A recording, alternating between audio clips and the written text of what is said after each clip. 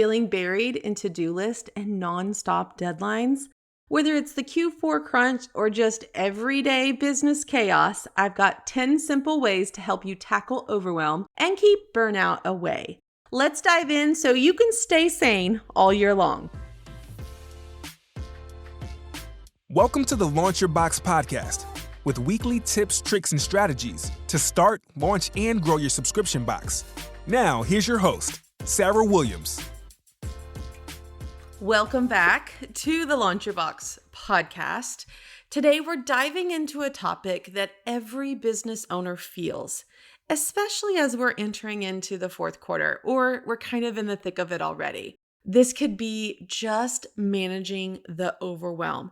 And I want to say this, that it's not just about Q4. It's really top of mind as we're in the middle of Q4, but we have to manage overwhelm year round. This time of year just brings so much opportunity for us, but it also brings a lot of stress. And it's easy to feel like you're always playing catch up. Now, whether you're a solo entrepreneur, or you have a small team, or maybe you have a larger team like me, Q4 often just feels like a hamster wheel race against the clock. We know we only have a small window of time here, and we want to make the best of it.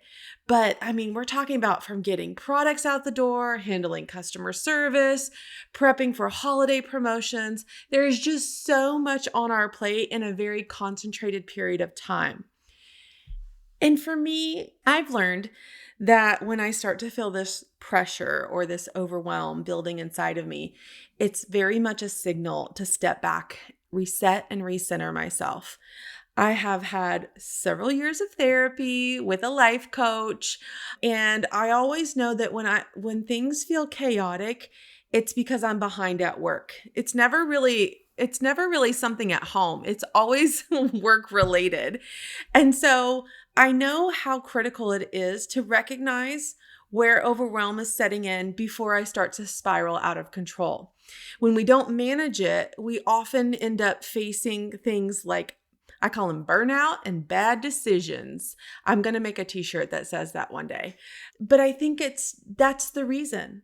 We don't want to make bad decisions. Bad decisions cost us tons of money in our business, and we don't want to get to the place of burnout. So those two reasons alone is why we need to get this under control. So today I'm going to share 10 practical strategies that I use personally myself and with my team to reduce the overwhelm and stay focused, not only in Q4, but year round. This whole episode is about finding simple but effective ways to make things more manageable for you. So if you're a note taker, grab a notebook or just sit back, go for a walk, get in the car, go for a drive, and just let a few of these ideas sink in to help keep you grounded and productive as we head to this year's finish line. All right, so let's dive into my 10 tips. Okay. Number one, it's almost too late for this, but I want you to get ahead of this for next year, okay? Number one is early planning. And I say it's too late for this for fourth quarter because we're dead in the middle of fourth quarter. There's nothing early planning about anything we do for the rest of this year. But I want you to ask yourself, have you started planning for 2025? If you haven't started planning January, it's time. We just went through a couple planning sessions in October for the first half of 2025. And when I say planning, what that looks like on the membership level is planning content, planning offers, planning opt-ins, and the workload that comes with it. Okay. When I say planning for the retail e-commerce business, we are planning launches, we are planning events and schedules, and we're planning promotions. We've got spring gift boxes. We have a ton of spring holidays that we have to prep and plan for because spring is really like our second Christmas season. So we have a lot of gift giving that happens around Easter and Mother's Day, graduation, teacher teacher appreciation, those holidays. So we have to kind of plan that early. So if you haven't, plus we have to plan our boxes, right? So if I haven't taken a look at January's box by now, it's almost too late. And you really need to, if you're ordering from overseas, you need to be planning through about April right now because we have Chinese New Year coming up. And so if you're producing overseas, those are the things that we need to be looking at. So if you haven't started planning, we need to be ahead. We should be 6 to 8 months ahead all the time. And I would like to be a year ahead. That's always my goal. I get there rarely, but sometimes it happens. Sometimes it happens. But we've got to do early planning. If we can plan ahead, and then it's not just the big ideas, but then the workload that goes along with it, when it comes time for that thing to happen, we are more likely to get it done than not if we've laid out the steps and when that stuff needs to happen.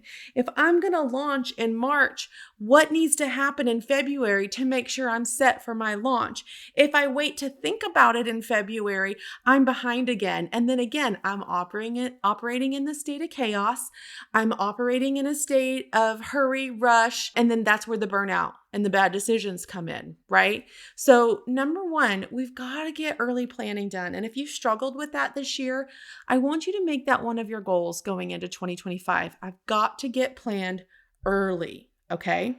Number two, I need you to prioritize self-care. I know it seems crazy, but I put it as number two because it's that important. What are your non-negotiables in your daily life? We talked about this on a Facebook Live a couple months ago. And I said, my non-negotiables are my 30 minutes with my coffee by myself in the morning. So I'm going to make sure that I get up and sit and relax. And I'm not drinking coffee I am drinking coffee while I'm getting ready, but I also have the time to just sit. Be still with my thoughts, take a look at my calendar, take a look at my to-do list for the day, just get myself together, get my thoughts together, and get myself set for the day. And that's one of my non-negotiables. If I don't have that 30 minutes, I feel chaotic all day long. The second ritual is my evening baths. I love to soak and just sit in the bath, wind down from the day, relax. Sometimes I'm going through email while I'm in the bathtub. Sometimes I'm just scrolling social media. Sometimes I'm laying there with a washcloth over my eyes and just trying to let the stress of the day go. But when I take that bath, my day is done. Okay. Sometimes I like to take that at 7:30. I've had a hard day. I want to take a bath. When I take that bath, my day is done. I don't pick up the computer after that. I don't check email after that. Like whatever time I take that bath, whether that's 7 o'clock or 11 o'clock at night, my day is done. And that's just a closure that I put on my day. And so what are your daily rituals? It might be exercising. That's not my daily ritual, but it very much could be, it could be going for that daily walk. It could be having a conversation with a friend. Whatever you do that helps you relax and reset, we have to prioritize that even in the midst of Q4. When we feel like we don't have that extra hour, Sarah, I don't have 45 minutes to take a bath. I'm literally working and falling into my bed, right? If you're saying that to me, I need you to prioritize something that helps you put closure on your day and reset yourself for the next day. Okay? Then number 3 goes right along with this because all of this leads to burnout because we think, oh, I can do one more thing. I can get one more order out. I can get one more social media graphic made. I can do this. I got to get up my landing page. I got to set up the emails. We keep doing that all day long and we never take a minute to rest. But number 3 is we've got to stay hydrated. And we got to stay rested. And I'm guilty of the not staying hydrated because I'm just going. And I don't think to stop and drink some water. I don't think about what I need. I feel like coffee is enough hydration for me, but it's not. But we've got to be hydrated, whether you eat or not, stay hydrated. And I need you to get some sleep. We can't be productive. We can't be mentally clear without proper sleep. Okay, so you've got to be rested and you can't keep operating on 3 or 4 hours of sleep every night because you're trying to get through the Christmas rush.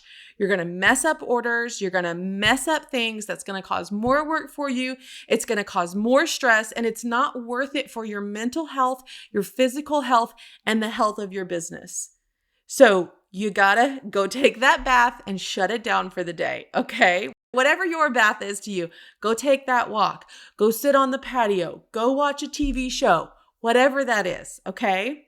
So those are 1, 2, and 3. Early planning. You got to start now. Prioritize your self-care. Stay hydrated and rested. Number 4, these are more tactical. I need you to have dedicated email support times. One of the things that we like to do is we like to let our inbox dictate our day. And you're going to understand what I mean when I tell you this. So I wake up in the morning, I drink my coffee, I look at my schedule, I got all the things to do. Okay, let me check my email before I get to work. Wrong. I know that I work best in the mornings. I know that I'm the freshest, more alert. I need to be working on the things that need my brain. When I check that email box first thing in the morning, now my day is dictated by what's in that email box. Oh, so-and-so needs this. Oh, I've got to reply to this. Oh, I've got to fill out this form for this vendor. Oh, I've got to do this. Oh, I've got to do this. Oh, I need to check on this for so-and-so who didn't get their shipping tracking or whatever. That email box tells you what to do all day long. We already have a task list of things that we need to do, but somehow we let that email box dictate what we should be doing and when. So I need you to avoid checking your inbox until you have a break in the day. If I go to work knowing I want to work on this first thing so I get it knocked out and done for the day, the minute I don't do that and I check my email instead, I've wasted a good 2 hours of letting my email box tell me what I'm going to do the first 2 hours that I'm at work. That's my most productive time. Being in that inbox is not the most productive thing for me at that time. So I need to get the hard work done in the morning. Then when I take a break 2 hours later, then I'm going to dedicate 30 minutes or an hour, and I am going to set my timer, and I'm going to check my inbox for that 30 minutes or an hour. And when that 30 minutes to an hour is up, I'm just going to go through and I'm going to complete whatever needs to be completed in that hour. And when my time is up, I go back to my important tasks. I'm not going to sit and check my inbox all day long because it derails everything we had planned to do that day. So I need you to decide, when am I going to check my email in the day? You need to have dedicated times to handle your email so that you avoid distracting yourself all day long. That might be at lunchtime. That might be in the morning. You want to do first hour while you're drinking your coffee, you go through your email, fine. It might be at the end of the day. But you can't do that all day long. You need to close it out so it's not constantly notifying you while you're on the computer working on other things. But we have to have dedicated email support time, and that's going to help you be more productive and feel better at the end of the day that you got what you needed to get done. Now, number 5 is the same thing in a different area. And you might be listening right now and thinking, okay, yeah, Sarah's right. I'm letting my inbox tell me what to do every day. I got to stop it. I'm the boss. I'm in charge. I'm not going to let my email be in charge of me, right? Okay, check. Here's another thing I don't want you to let be in charge of you. Social media. You have to set dedicated times for social media, okay? So if that is checking DMs, replying to comments, posting, you have to set dedicated social media engagement times a day. And that could be whenever you want it to be, but it cannot be all day long. That is the most unproductive thing that you can do. Unless you have a social media manager that's working for you and that's their job. Let that be their job. If it's your job right now, because you don't have a person in place to do that, you have to set dedicated times that you're going to be in and on social media for your business. It is such a distraction to get a notification. Oh, there's a DM on Facebook. Let me go see what somebody needs. Oh, I've got a DM on Instagram. Let me go figure out what somebody needs from me. We're so busy. We don't have time to keep stopping and starting. I read this book called The One Thing, and there's a section in there called switch tasking. And I was reading this going, oh my gosh, I switch tasks all day long. And that's switching from one thing to the next thing, to the next thing, to the next thing. There's somebody walking into my office asking me, so maybe I'm writing an email for a marketing campaign. So my thoughts are, okay, what's this promotion? How many emails am I going to be sending? Okay, email number 1 needs to be this. Email number 2 needs to be that. I got it all outlined in my head. I'm going to start email number 1. I'm deep in it. Somebody walks into my office while I'm deep in the middle of writing this email, and they say, hey, do you know when those sweatshirts are going to come in? My brain has to stop, and I turn my head and I look at her, and my brain has to switch task. Now I'm like, okay, what sweatshirts is she talking about? What are they for? What color are they? When did I order them? Now I've got to go look at my online order vendor and look and see when they're set to arrive. And I've switched. It's taken me time to figure out what she's actually talking about because my brain was so focused on something else. I've now switched task over to these sweatshirts that didn't matter in that moment. And then she's like, okay, great. Now I have to switch back to my email. So my brain has to completely reset. Okay, what email was I writing? Where was I at? What did I want to say to complete out this email? Because I had to switch task, I lost 20% of the time that I could have been finished with that email had I not been interrupted. And our social media and our inbox make us switch task all day long. People call it multitasking, but we can't actually do 2 tasks at once.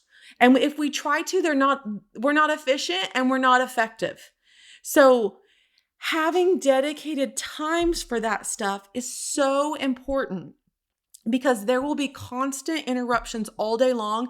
Close out social media, turn your phone off, shut the door into your office, close out your inbox. And when you get done with that email campaign, then go spend 30 minutes on social media and go spend 30 minutes on your inbox. And that's how we stay productive. And that's how we get our work done for the day. And it doesn't carry on to the next day and the next day and the next day. Okay. So number 5, dedicated social media times. All right. Number 6, set clear boundaries. Remember how I told you I switched tasks all day? We've got to set boundaries for ourselves, for our teams, and for our customers to keep personal time sacred and avoid the burnout. Okay. So when I'm at work, I work hard all day long. From the time I don't want to say clock in because I don't clock in, but for the time I show up at my desk and the time I leave, I am working hard nonstop. You're not going to find me not work. Okay. So I'm working hard. So when I decide I'm done for the day and I want to go watch show with my boyfriend, or I want to go to a basketball game and watch my daughter, or I want to go have dinner at my parents' house, I want to do something non-work, I expect that I'm not going to be required to work during those personal times. So we have to set boundaries. That's a boundary you have to set for yourself. Like, okay, when I go to a basketball game, unless there's something on fire in my business, I'm not doing business work. Okay, I'm not there to do business work. I'm there to watch the game, enjoy the atmosphere, and be there for my daughter.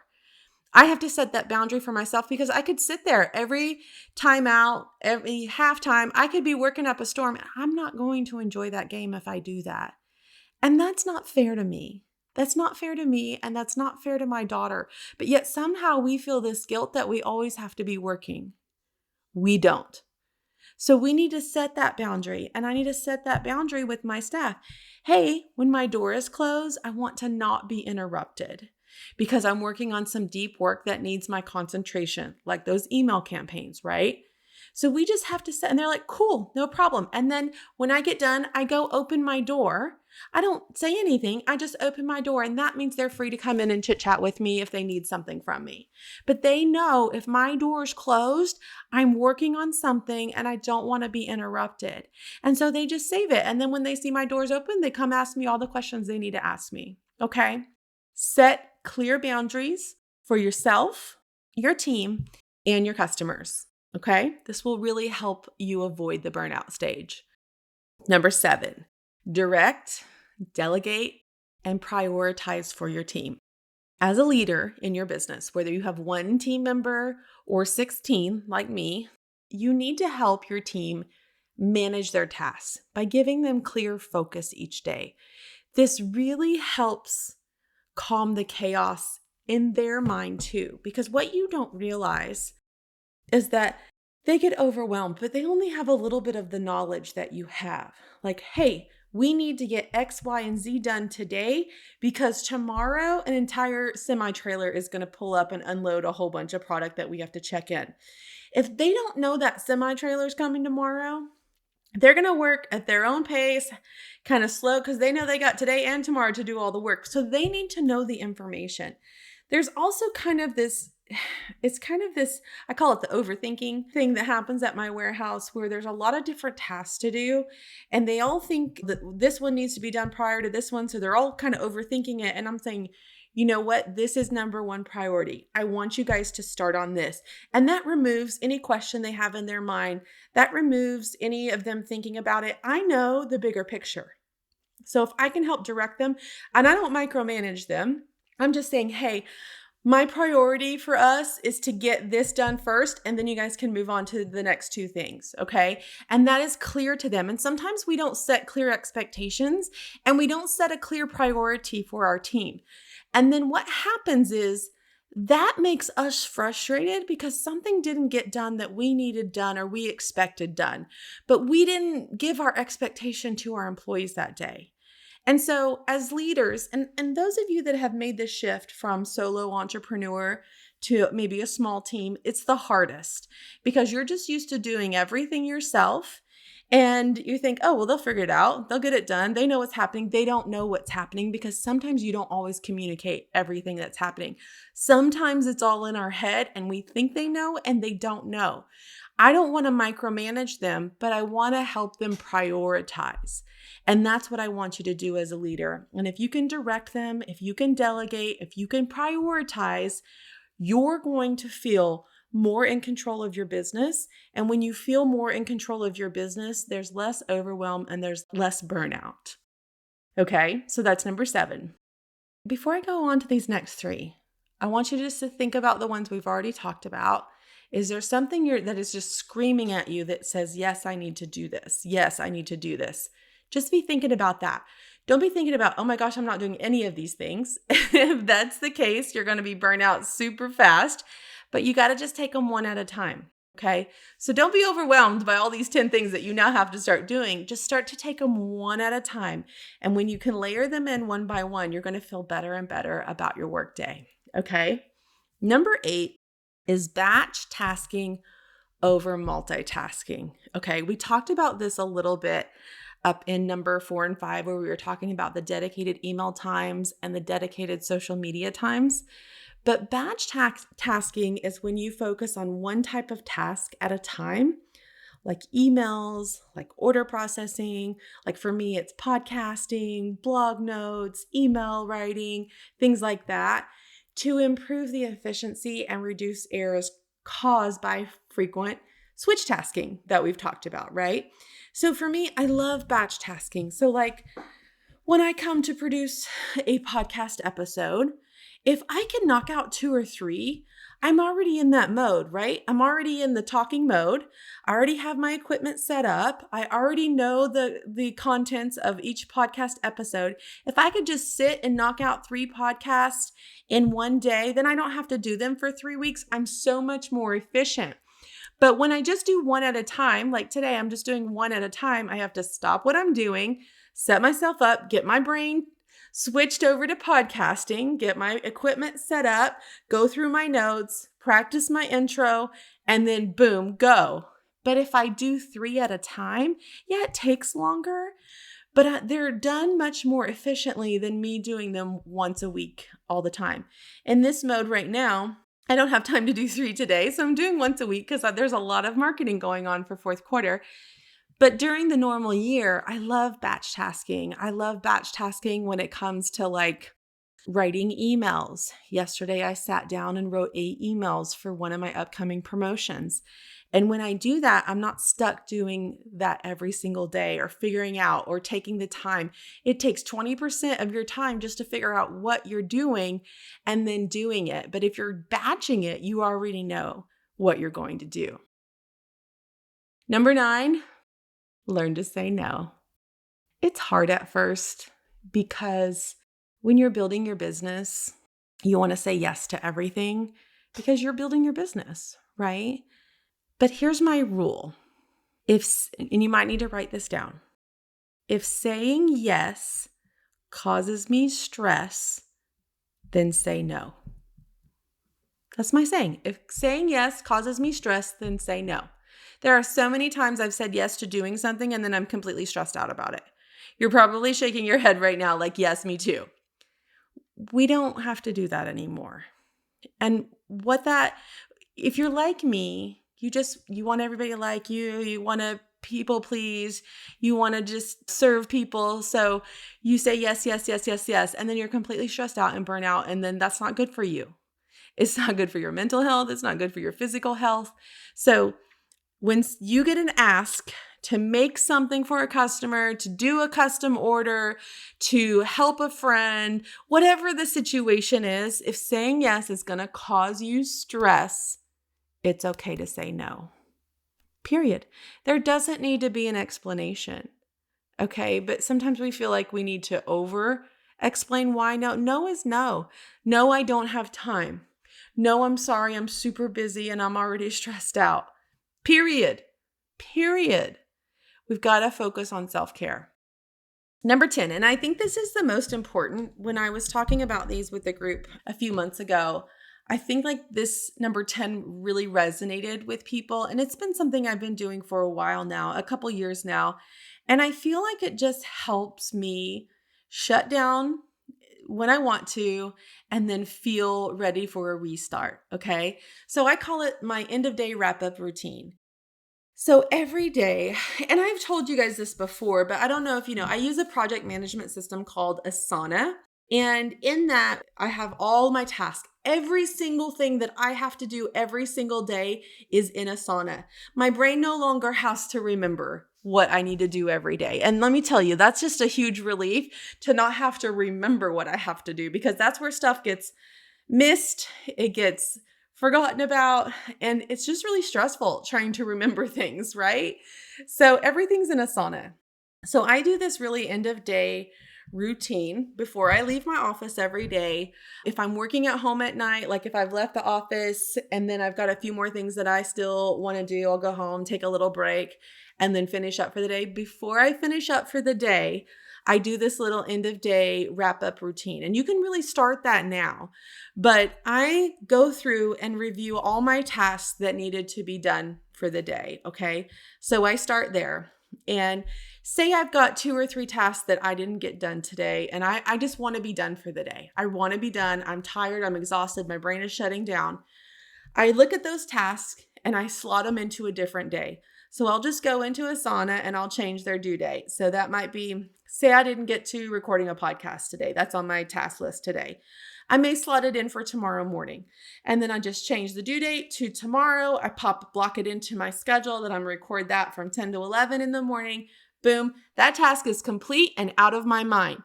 There's other things I might need to do. I'm like, oh, I've got some free time on Friday. I'm going to move these over to Friday afternoon. I'm going to slot them in there. They're complete so that I leave the end of the day with no tasks left outstanding.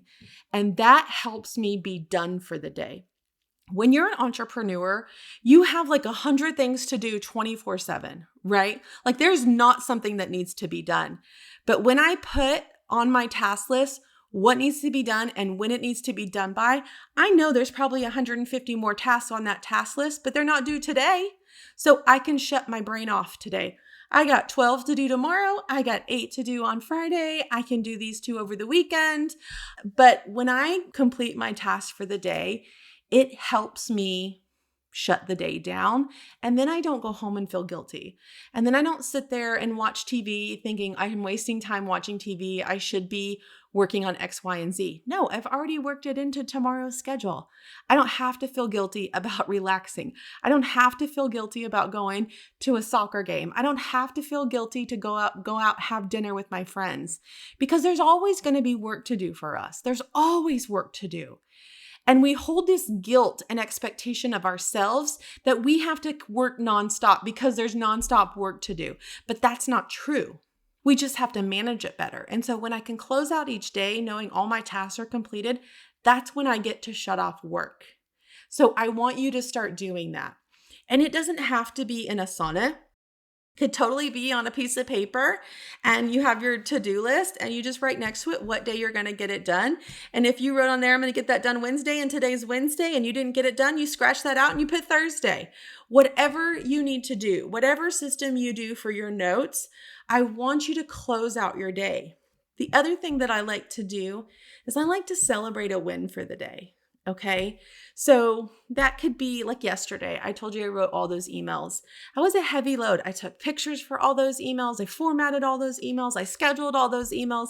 That was my win yesterday. I was celebrated that I got all those emails done, and now I don't have to write one each day. And so I want you to take time to just celebrate something you accomplished for the day, because that makes you feel good. And when you can create a routine that helps you celebrate the small wins and close out your day, you're going to sleep better because you don't have a ton of things on your mind, and it's going to reduce your stress. Okay. So if not any one of these resonates with you, I want you to start doing number 10, and you can really start doing this today. Figure out what still needs to be done and then where you're going to put it. And the bigger picture for this, and this is something that we worked really hard on this entire year, but we basically put every single thing that I do into a task. And that's where we built them all in Asana. So when I have to make a t-shirt, there are 8 tasks involved in designing the t-shirt. It's design a graphic, make a mock-up, email your graphics to the screen printer, order the shirts. Like everything that's involved in doing a t-shirt for the t-shirt club, that's in a template in Asana. And all 8 of those tasks pop up. And then there's a due date. When do I have to have those done? And I manually plug in the due date. I need to have this done because the screen printer needs to have it by this. Or I need to have it done because I need to start running ads for this.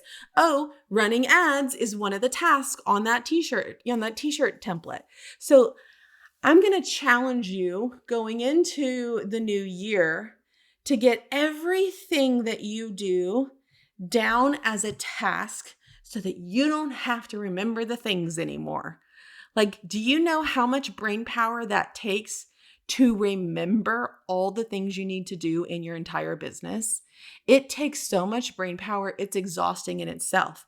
And then when every single thing has a task attached to it and has a due date, it doesn't matter that I have 150 outstanding tasks right now. None of them are due today. So I can be done working today. And so that makes me feel like I'm accomplishing things every single day. I'm clearing out my task list every single day. It helps me stop working at a manageable hour, and it helps me relax. And then what we've figured out through putting all my tasks down is I constantly was having more tasks on my to-do list than I could physically get done in a day, all the time. I didn't realize that I was creating all this overwhelm because there was no way in 1 week that I should be able to get all of the things done that I had been trying to do. And no wonder I felt stressed, and no wonder I felt overwhelmed. And that's when I had to start delegating stuff, or I had to start removing stuff from getting done. Nope, we're not going to do that because there's not enough hours this week to do it. And now I'm not a crazy person, because I felt like a crazy person because I couldn't get my workload done every day. I couldn't get everything done that I needed to do. Well, it was impossible, because when we added up the hours that it took to do everything on my task list for a day, there wasn't enough hours in the day. I thought, no wonder I felt stressed. No wonder I felt so much pressure. No wonder I was feeling burnout, because every day I was on this hamster wheel that never ended. And so it wasn't until we laid out the tasks and started to check them off did I start to feel some relief that, oh, I can do this. And now when I look at my weekly schedule and I see all the tasks I need to do tomorrow, I know I'm going to have a good hour window where I could pop something in there and I could work on that. We even have it tasked out when I'm going to be in the group answering questions for Launch Your Box, because that's part of my day. That takes 45 minutes to an hour every time I do it. So that's part of my daily routine. And you know what feels great? Checking that little box that says complete, and then the little task goes away. That feels awesome. And I know it's something simple, but that makes me feel like I'm making progress when some days I don't feel like I'm making progress at all. So an end-of-day wrap-up routine is really, really important. Okay, I'm going to go through these 10 really quickly, just the titles of them. And as you're listening to them, I'm just going to encourage you to focus on 1 to 2 tips to implement right away. And then I'm also want you to grab 1 or 2 that you want to start implementing in the new year. Okay, so let's go through these. Number 1, early planning. I need you to be 6 to 8 months out. Number 2, prioritize self-care. What are your daily routines that are non-negotiable? Number 3, stay hydrated and rested. Are you getting 7 hours of sleep at night? If not, that's a problem. Is there something on your desk right now to drink? If not, that's a problem, okay? 4 and 5, dedicated email support times, dedicated social media times. Number 6, set clear boundaries. And the most important boundary to set is with yourself. We don't have to work 24/7. There's nothing in the Entrepreneurial Handbook that says I have to work 24 hours a day. It doesn't exist. Number 7, remember you're the leader. This is your ship. You're going down with it if it goes down, and you're going to Tahiti if that's where it's going, okay? So you've got to direct, delegate, and prioritize for your team. They can't always see the big picture like you can. This is your job as a leader. Number 8, batch task as much as possible. Do similar things back to back so that you're getting them done more efficiently. Learn to say no. Number 9, remember my saying, if saying yes causes you stress, then it's a no, okay? And then number 10, we spent a lot of time talking about the end of day wrap-up routine, but I think it's really, really important. You can do this. Whether you're in the midst of Q4 right now listening to this, or if you're listening to it sometime later on, we need to put these in place no matter what time of year it is. But we can do this. It's little steps that we take as entrepreneurs and as leaders that really help us be successful. And these are 10 things that everyone can do, and you don't have to do all of them right now. Pick 1 or 2. And remember, stress and overwhelm is temporary. But if we manage it the right way, we're going to get through it every single time. We'll be back next week with another great episode. Thanks for joining us on the Launch Your Box podcast. If you're looking to grow your audience, head over to launchyourbox.com and grab the 10 steps to help you start building your audience guide. It's packed with practical tips to help you connect with your future subscribers. Until next time, keep launching and growing on your subscription box journey.